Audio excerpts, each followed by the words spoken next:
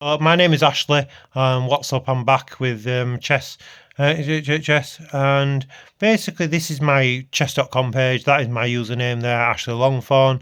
And if I click on the profile, said I was going to show you my settings, and you can clearly see there the level of player that I am. And if I press on edit profile, the reason why we're going to edit the profile is because we're simply going to have a look at how I set up. So the board and pieces, I never move the board and pieces off the default one. I've never changed that in my life. What I have changed, however, is the gameplay settings. Now, these are my personal preference. You don't have to go with me, but there's particular ones that are quite vital to me. This one here, the one thing I would say is don't always promote to a queen. Sometimes by promoting to a queen, even though it's a really powerful piece, you can end up stalemating. That's why I do not have it on. I prefer working with tactics than having it on.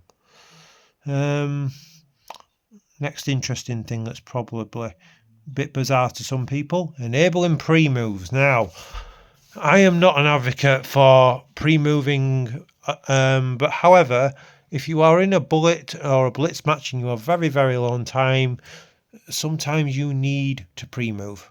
Therefore, having it on can be very useful. But I wouldn't pre-move in a rapid game unless you were absolutely desperate to win on time. Low time warning for me isn't very important, if I'm completely honest. I never really hear the low time warning, but I do have it on, as you can see.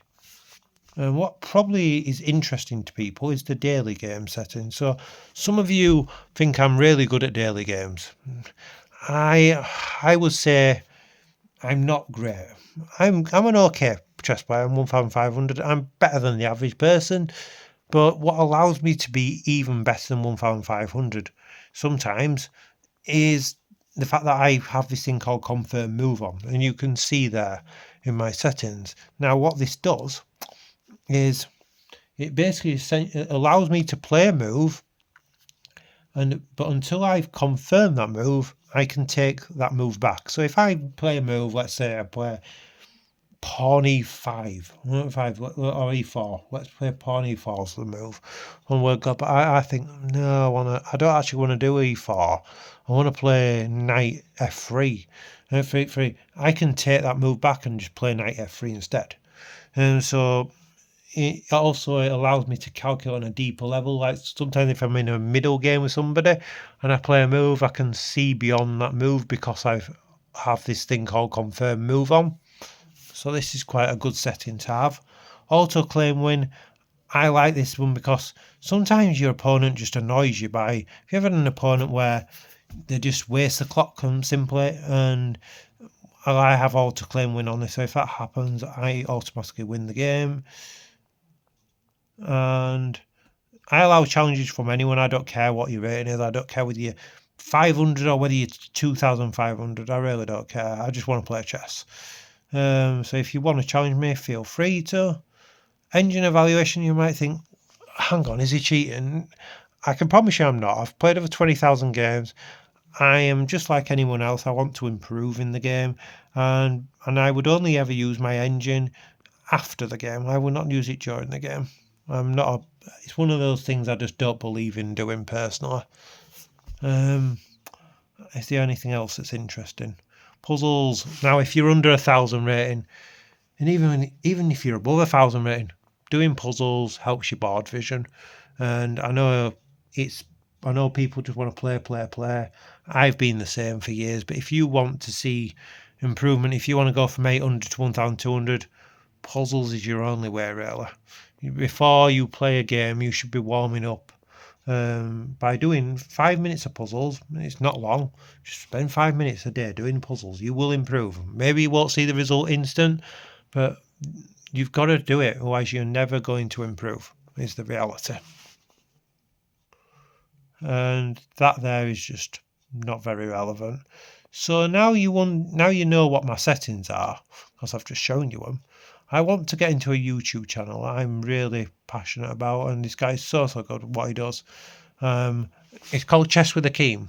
Now, if you've never seen Chess with Akeem, he is a chess content creator, a FIDE master, and he breaks down for you exactly why you could be under 1,000. He's got all sorts of video. If you want to be 1,500, he's got a video for that.